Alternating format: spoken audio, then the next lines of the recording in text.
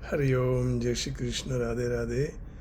बंशीधरं तोत्रधरं नमामि, मनोहरं मोहहरं च कृष्णं, मालाधरं धुर्मधुरं धरं च पार्थस्य सारथ्यकरं च देवम् कर्तव्यदीक्षां च समत्वशिक्षां ज्ञानस्य भिक्षां शरणागतिं UHF is connected. ददाति गीता करुणाद्रभूता कृष्णेन गीता जगतो हिताय, कृष्णेन गीता जगतो हिताय।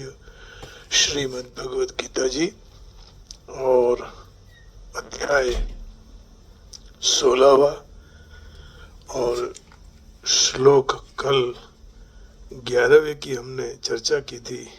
आज 12वें श्लोक में जाएंगे। आशापाशशतैर्बद्ध कामक्रोधपरायणः ईहन्ते कामभोगार्थो मन्याये नार्थ संचयान। तो आसुरियों के फिर लक्षण बता रहे हैं। आशापाशशतैर्बद्ध कामक्रोधपरायणः ईहन्ते कामभोगार्थम अन्यायेनार्थ संचयान।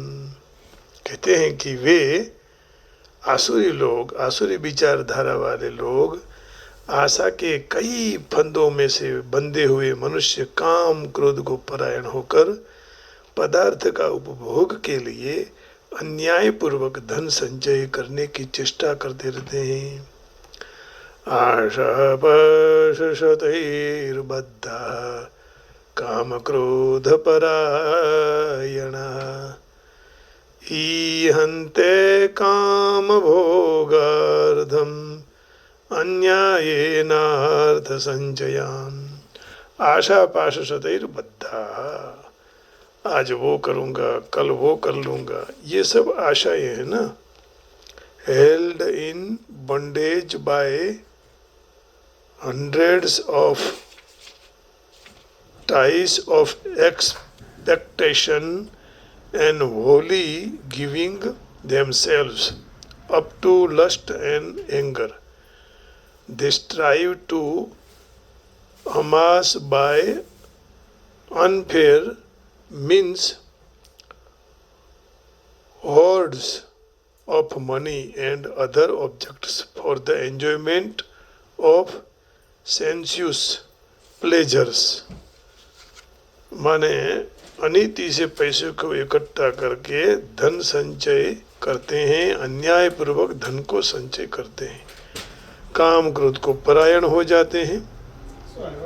तो 12वें श्लोक में they believe that to gratify in senses in the prime necessity of human civilisation, thus until the end of life their anxiety is immeasurable, bound by a network of hundreds of thousands of desires and absorbed in lust and anger.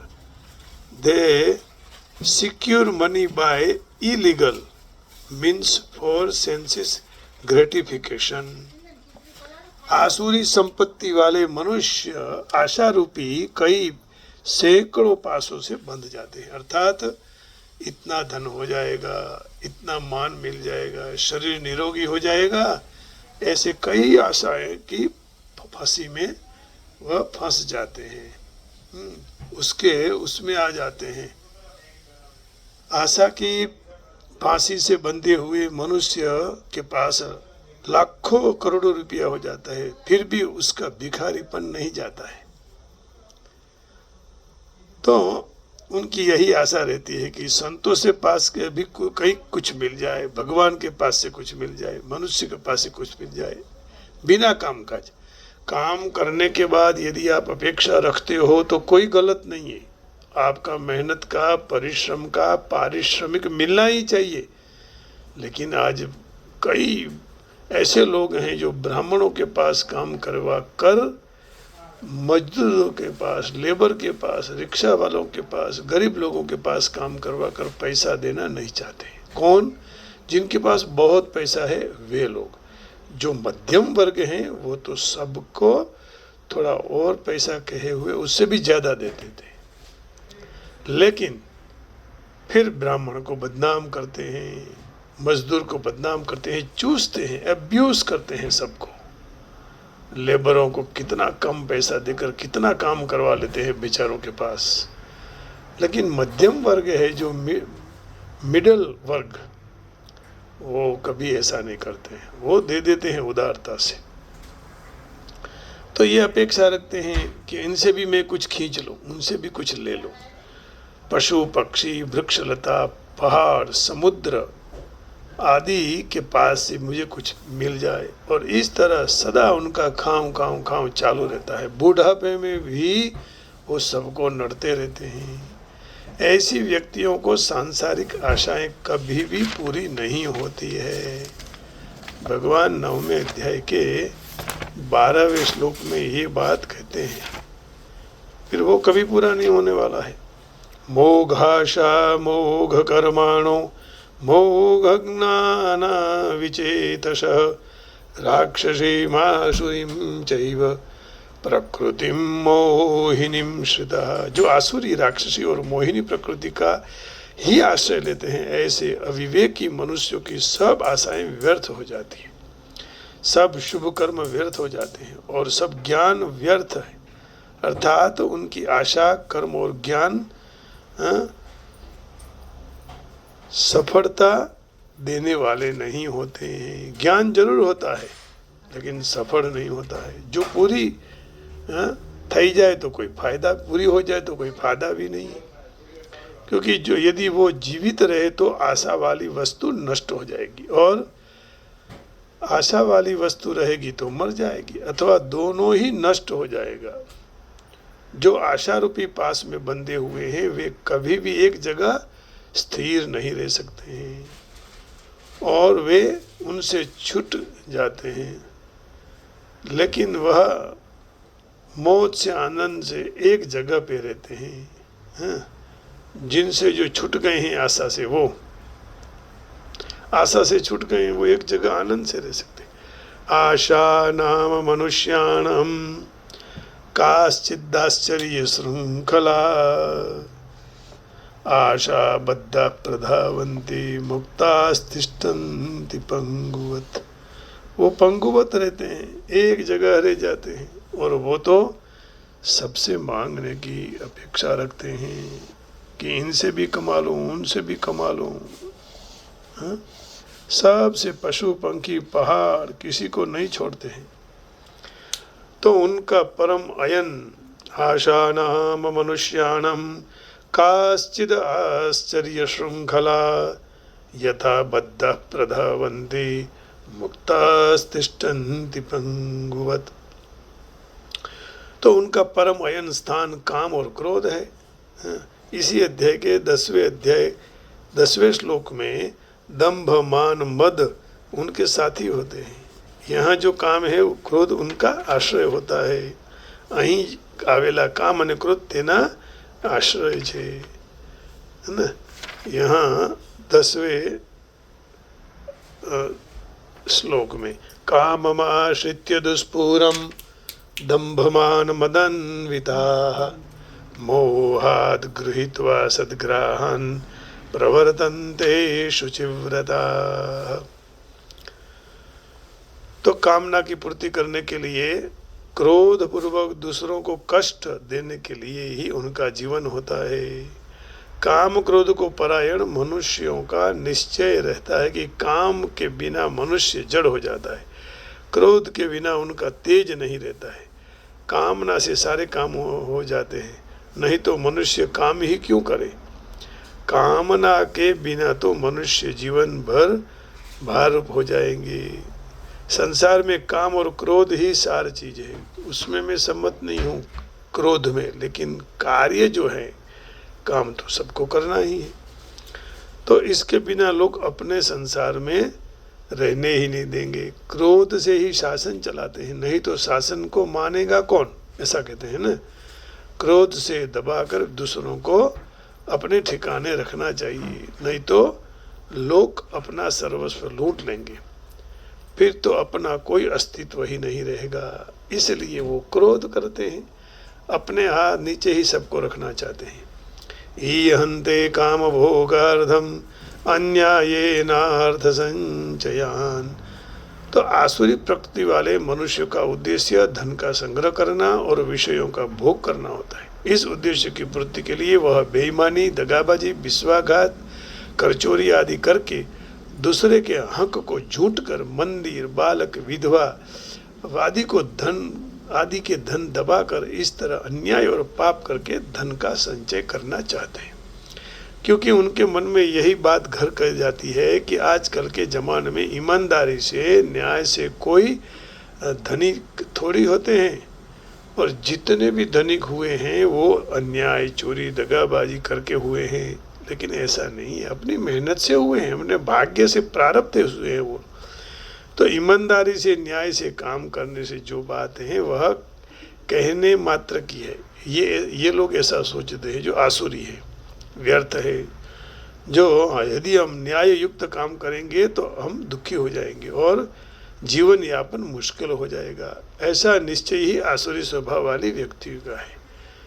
जो व्यक्ति न्यायपूर्वक स्वर्ग के भोगों की प्राप्ति के लिए प्रवृत्त हैं, उनके लिए भगवान ने कहा है कि वे लोगों की बुद्धि में हमको परमात्मा की प्राप्ति करना है, ऐसा निश्चय नहीं कर सकते हैं।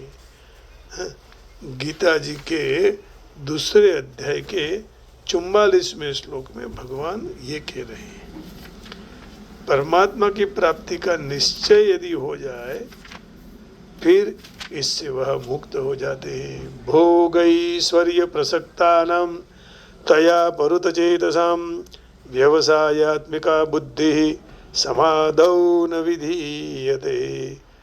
भोगैश्वर्य प्रसक्तानां तया परुतचेतसां व्यवसायात्मिका बुद्धि समाधौ न विधीयते। उनकी लोभ युक्त वाणी के द्वारा जिनका चित्त हरा हुआ है, अर्थात भोगों की तरफ खींचा जा रहा है, जो भोग और ऐश्वर्य में अत्यंत आसक्त हैं, ऐसे मनुष्य की परमात्मा में निश्चयात्मिका बुद्धि नहीं होती है। भोगैश्वर्य प्रसक्तानां तया परुतचेतसां व्यवसायात्मिका बुद्धि समाधौ न विधीयते, समाधौ न विधीयते। तो उनके विचार ही ऐसे होते हैं। फिर वे अन्यायपूर्वक धन को इकट्ठा करके प्राण पोषण में लगे रहते हैं। असुसु रमन्ते इति असुरा। उनकी बुद्धि में फिर परमात्मा प्राप्ति का निश्चय कैसे हो सकता है? परंतु वे भी चाहते हैं तो परमात्मा प्राप्ति का निश्चय करके साधन परायण हो सकते हैं। ऐसा निश्चय करने के लिए कोई मना नहीं है, क्योंकि मनुष्य जन्म परमात्मा प्राप्ति के लिए हुआ है। आशा पाश शतैर्बद्धा, शतई पद अनंत अर्थ में है। जब तक संसार के साथ संबंध है तब तक कामनाओं का अंत नहीं आता है। दूसरे अध्याय के 41वें श्लोक में कहा है, बहुशाखायनन्ताश्च बुद्धयो व्यवसायिनां, बहुशाखायनन्ताश्च बुद्धयो व्यवसायिनां। 41वें श्लोक में बहुशाखायनन्ताश्च बुद्धयो व्यवसायिनां व्यवसायात्मिका बुद्धि एकेह कुरुनंदन। हे कुरुनंदन, यह समबुद्धि की प्राप्ति के विषय में निश्चयात्मिका बुद्धि एक ही होती है। जिनका एक निश्चय नहीं है, ऐसे मनुष्यों की बुद्धि अनंत और कई प्रकार की होती है।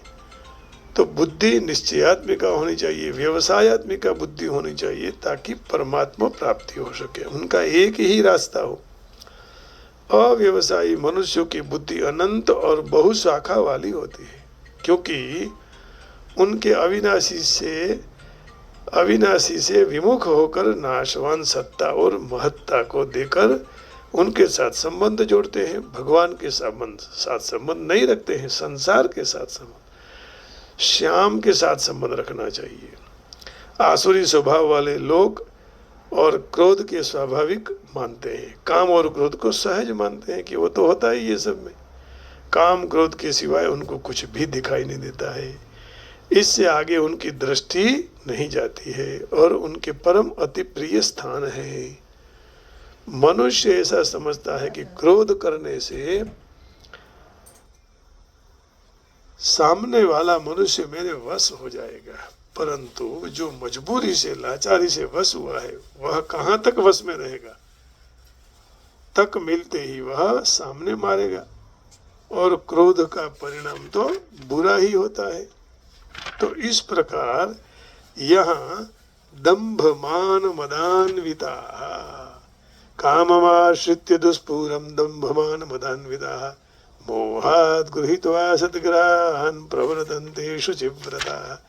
फिर यहाँ कहा आशा शतैर्बद्धा। आशाना मिनारा हमेशा मनुष्यने झुलावे छे। काम क्रोध परायण, क्रोधात् भवति सम्मोह, सम्मोहात् स्मृति विभ्रमः, स्मृति भ्रंशात् बुद्धिनाशो, बुद्धिनाशात् प्रणश्यति। ईहन्ते काम भोगार्थम अन्यायेनार्थ संचयान्। तो अन्याय से इकट्ठा किया हुआ धन 10 साल तक रहता है। अन्यायेनोपार्जितं द्रव्यं 10 वर्षाणि तिष्ठति, प्राप्ते चैकादशे वर्षे समूलं च विनश्यति। तो अन्याय से धन इकट्ठा नहीं करने का, नहीं तो वो मूल के साथ, जैसे गैया या भैंसा अपना गोबर नीचे डालती है तो धूल को फिर भी उठा लेती है, उसी तरह अन्यायेनोपार्जितं द्रव्यं 10 वर्षाणि तिष्ठति, प्राप्ते चैकादशे वर्षे समूलं च विनश्यति। ये 10 और ये 11वां, फिर 11वें में सब खत्म हो जाता है। तो ऐसा नहीं करना चाहिए, नहीं तो फिर नष्ट होने की तैयारी भी रखनी चाहिए।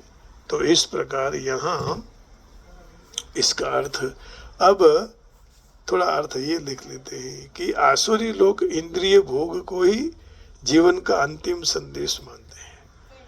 प्राण जब तक नहीं जाते हैं तब तक उसी को ही पकड़ के रहते हैं, मृत्यु को जीवन में मानते नहीं है। और मृत्यु के बाद मनुष्य को जगत में कर्मानुसार विविध प्रकार के शरीर धारण करने पड़ते हैं।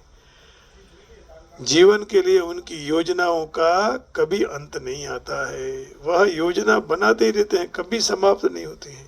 ऐसी आसुरी मनोवृत्ति वाले मनुष्य का अंगत अनुभव है कि वो अंत काल में वैद्य को अपना जीवन 4 साल दीर्घायु से दे, ऐसे आजीजी करते हैं, लेकिन वो अधूरी रहती है। मूर्ख लोग नहीं जानते हैं कि वैद्य एक क्षण के लिए भी जीवन को दीर्घ नहीं कर सकता, लंबा नहीं सकता ना। जब मृत्यु का आमंत्रण आता है तो मनुष्य को इच्छा का विचार करना नहीं चाहिए, क्योंकि ईश्वर का यह एक नियम है, कोई भी मनुष्य को निश्चित अवधि से एक क्षण भोग करने की रजा नहीं मिलती है। आसुरी मनुष्य ईश्वर अथवा तो अपने अंदर विद्यमान परमात्मा में श्रद्धा धारण नहीं करते और मात्र इंद्रिय तृप्ति के कारण सर्व प्रकार के पाप कर्म करता रहता है। वह नहीं जानता है कि इसके हृदय में एक साक्षी और आत्मा है जो परमात्मा का अंश है, हर एक जीवन में कार्य देखता रहता है। उपनिषद में कहा है कि एक वृक्ष पर 2 पक्षी बैठे हैं, एक पक्षी कर्म करता शाखा पर लगे हुए सुख दुख रूपी काल को भोगता है और दूसरा अभोगता है, अकर्ता है, लेकिन दृष्टा है, साक्षी है।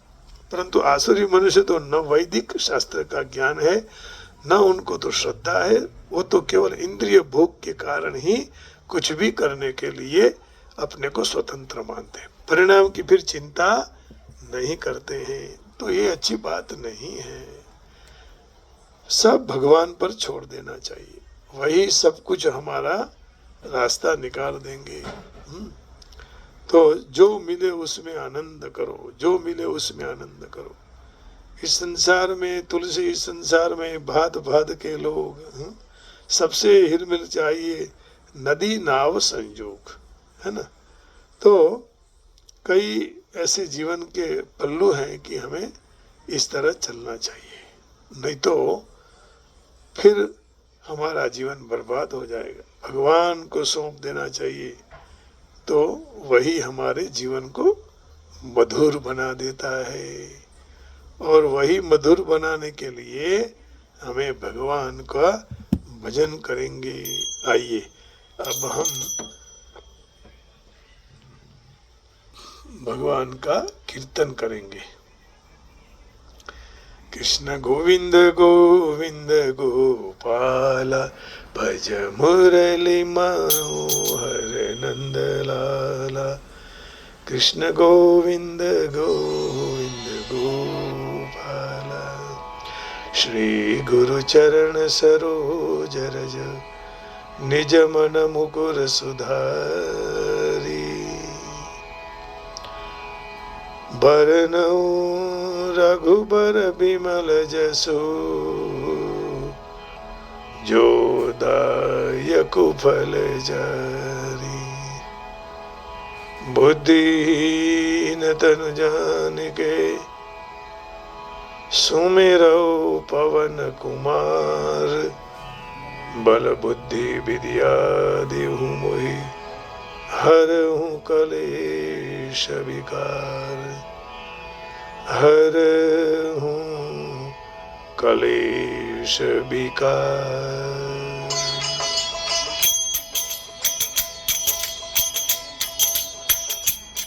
जय हनुमान ज्ञान गुण सागर, जय कपीस तिहुँ लोक उजागर।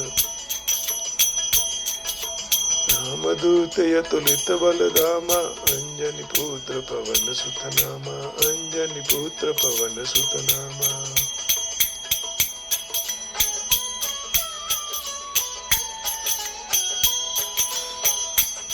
महावीर विक्रम बजरंगी, कुमति निवार सुमति के संगी। कंचन बरन बिराज सुबेसा, कानन कुंडल कुंचित केसा। हाथ वज्र और ध्वजा विराजे, कांधे मूज जनेऊ साजे।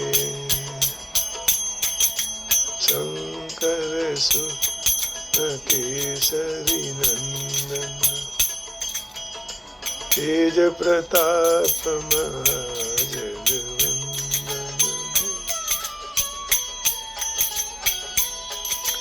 विद्यावान गुणी अति चातुर, राम काज करिबे को आतुर। प्रभु चरित्र सुनिबे को रसिया, राम लखन सीता मन बसिया। सूक्ष्म रूप धरि सिंहि दिखावा, विकट रूप धरि लंक जरावा। भीम रूप धरि असुर संहार, रामचंद्र के काज सवारे।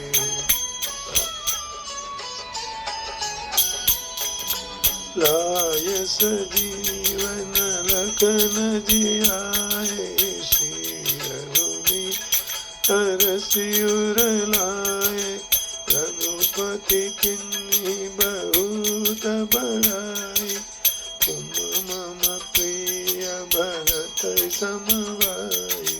सहस्र बदन तुमरो जस गाय, अस कहि श्रीपति कंठ लगाए। सनकादिक ब्रह्मादि मुनीसा, नारद सारद सहित अहिंसा।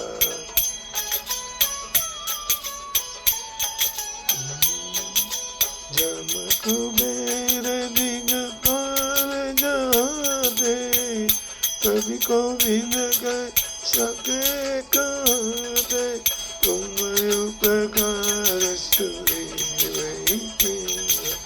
राम मिलाय राजतन दिन, तुमरो मंगल विभीषण मान, लंकेश्वर भय सब जग जान, युग सहस्र जो जन पर लील्योताय मधुर फल जानो।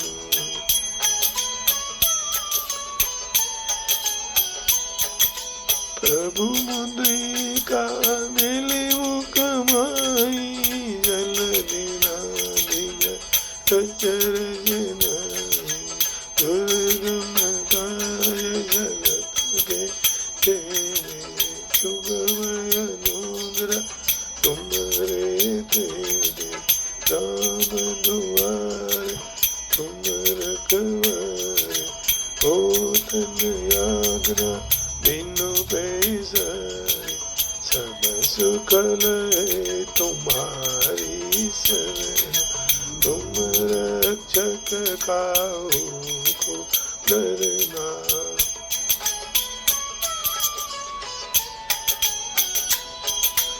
आपन तेज समारो आगे, तीनों लोक हांकते कांपे, भूत पिशाच निकट नहीं आवे, महावीर जब नाम सुनावे, तासे रोग हरे सत पीरा, जपत निरंतर हनुमंत वीरा, संकट ते हनुमान छुड़ावे।